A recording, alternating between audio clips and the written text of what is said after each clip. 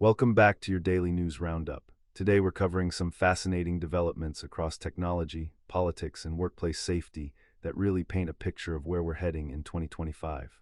Let's start with a story that sounds like it came straight out of a cyber thriller. A disgruntled software developer just got sentenced to 4 years in prison for activating what's being called a network kill switch after he got fired. Here's the kicker: he actually named the kill switch after himself, which is how investigators caught him. It's like leaving your business card at a crime scene. This case really highlights the growing security concerns around insider threats in our increasingly digital workplace. Speaking of digital developments, we've got some major corporate news.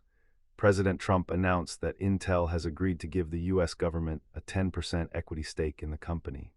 We're talking about a deal worth around $10 billion here.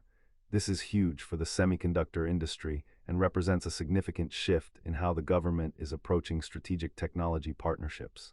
It's not every day you see the federal government taking direct equity stakes in major tech companies.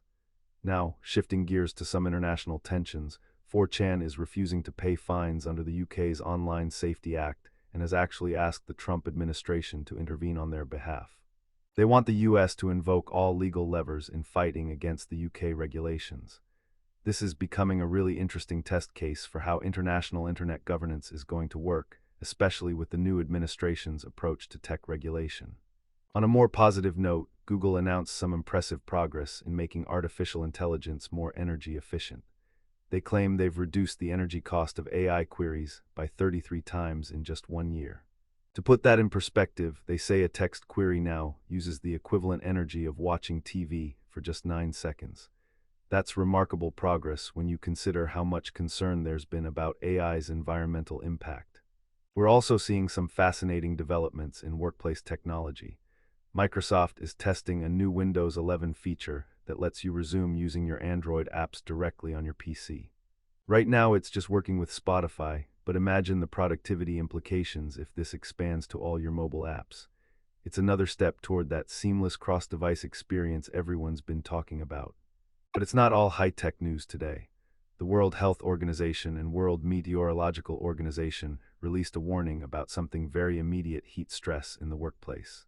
They're saying we need to expect record-breaking temperatures and that workers need much better protection from heat-related health risks.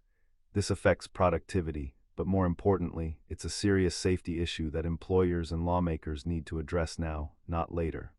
In space news, the US military's X-37B spaceplane is launching another mission, continuing a program that's evolved far beyond what anyone originally envisioned.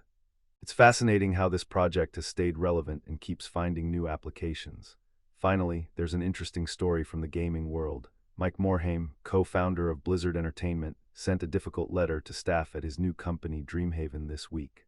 The gaming industry is going through a really tough period right now with market saturation and funding challenges, and even legendary figures like Morhaime are feeling the pressure.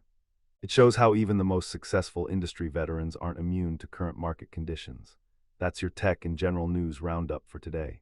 From cybersecurity sentences to government equity deals, from energy-efficient AI to workplace heat protection, it's clear we're living through some pretty significant changes in how technology, government, and society intersect.